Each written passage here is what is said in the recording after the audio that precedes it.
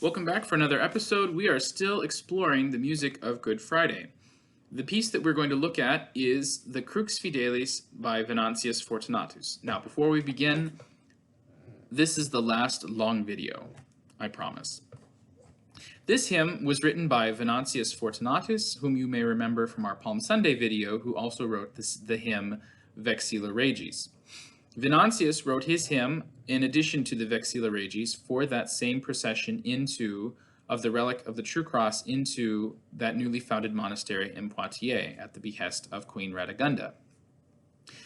When he wrote it, the hymn began with these words, Pange Lingua Gloriosi. Now you might remember that this sounds a lot like St. Thomas's Pange Lingua Gloriosi, and you would be correct. As a matter of fact, St. Thomas, when he wrote his hymn that we sang for Holy Thursday, began with the same words, and he's sort of paying homage to Venantius because he makes his hymn follow the same rhyming scheme as Venantius's hymn. As a matter of fact, you could sing either hymn to either melody, which is kind of interesting. But this actually brings us to an interesting point, and it sort of puts everything into sort of a historical perspective, but not necessarily historical insofar as that it becomes a museum piece, rather that it gives us a little bit of relevance for today. Venantius wrote his hymn around the 6th century, and it quickly became associated and used for veneration of the cross on Good Friday.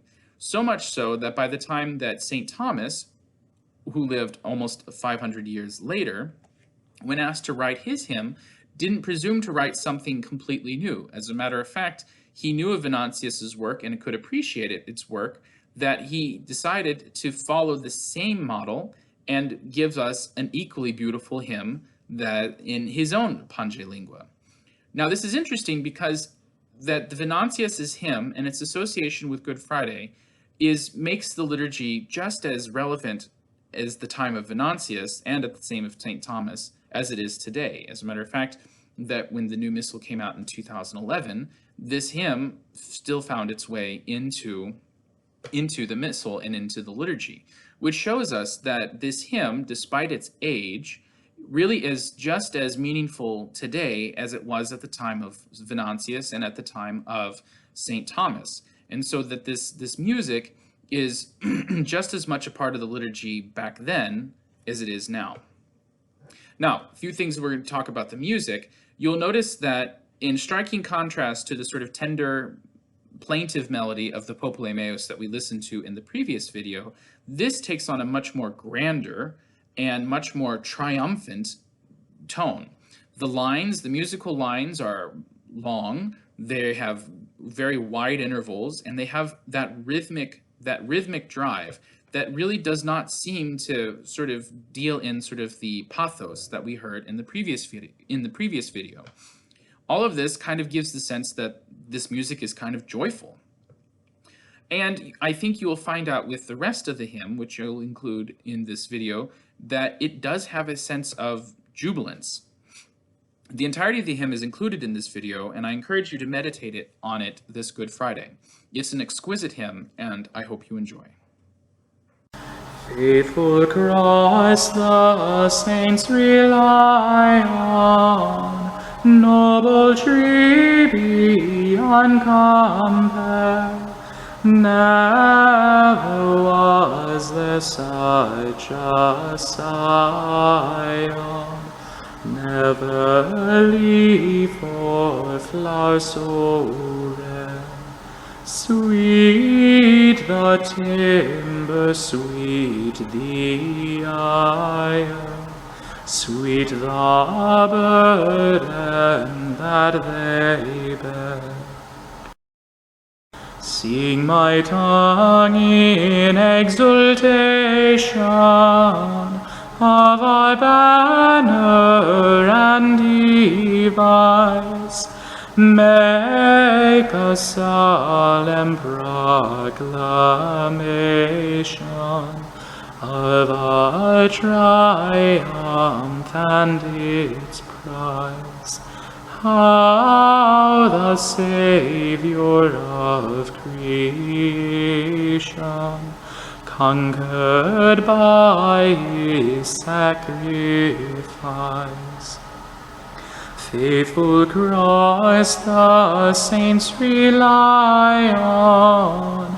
Noble tree beyond compare. Never was there such a scion. Never leaf or flower so rare. For when Adam first offended, eating that forbidden fruit, not all hopes of glory ended, with the serpent at the root. Broken nature would be mended by a second tree and shoot. Sweet the timber, sweet the iron, sweet the burden that they bear. Thus the tempter was outwitted by a wisdom deeper still. Remedy and ailment fitted, means to cure and means to kill, that the world might be acquitted. Christ would do his Father's will.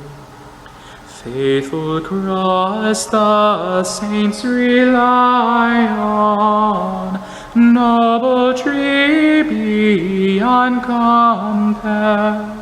Never was there such a scion, never leaf or flower so rare.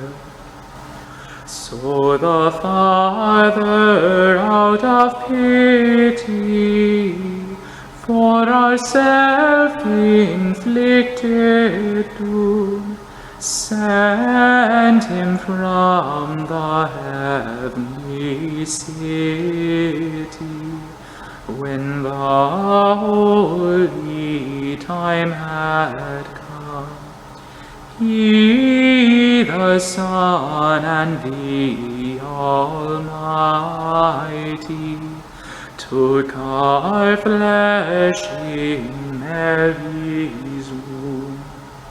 Sweet the timber, sweet the iron, sweet the burden that they bear. Hear a tiny baby crying, founder of the seas and strands. See his virgin mother tying cloths around his feet and hands. Find him in a manger lying, tightly wrapped in swaddling bands. Faithful cross the saints rely on, noble tree beyond compare. Never was there such a scion, never leaf or flower so rare.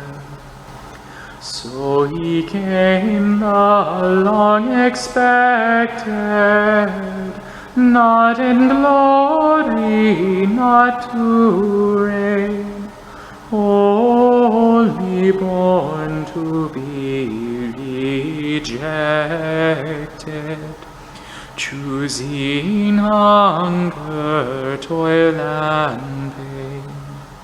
till the scaffold was erected, and the paschal lamb was slain. Sweet the timber, sweet the iron, sweet the burden that they bear. No disgrace was too abhorrent, nail and marked and parched he died.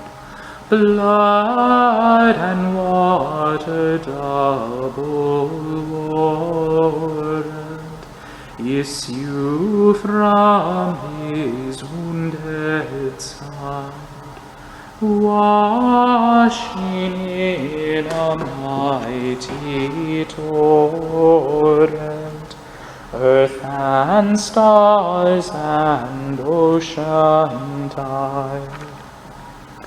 Faithful Christ, the saints rely on, noble tree beyond compare.